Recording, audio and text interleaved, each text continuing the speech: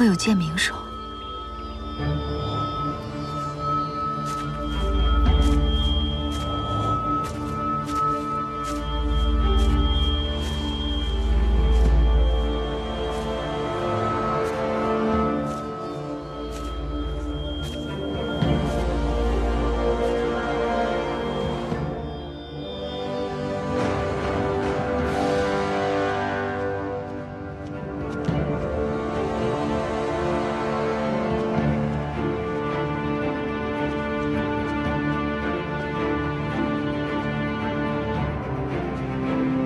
这里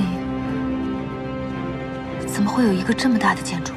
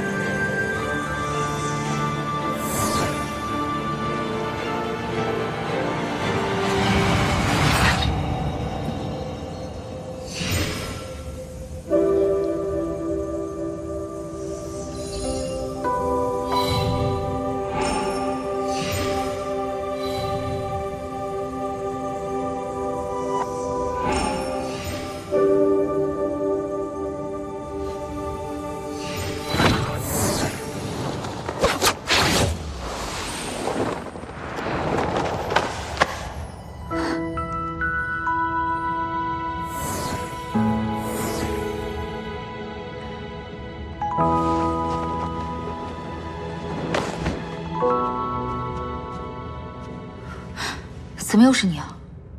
方才我救了你，难道你不应该跟我说一声感谢吗？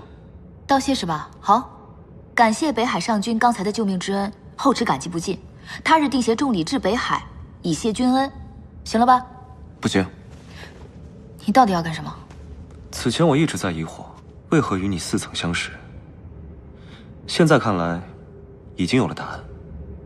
你是不是又想说我们之间曾有姻缘？莫非你也有同感？北海上君刚才的言行，只能让我感受到你十分的厚颜无耻。除此之外，我什么都感受不到。多年来，你是除了我唯一能看见这个剑种的人。又来这一套是吧？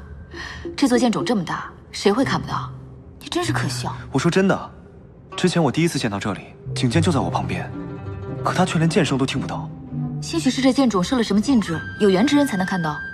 你看，你都说了，有缘之人才能看见，说明你我之间定有缘分。我是说我与这剑种有缘，不是与你有缘。不许再跟着我了。早知道之前就不拿剑追着他了，这形象怎么补都补不回来了。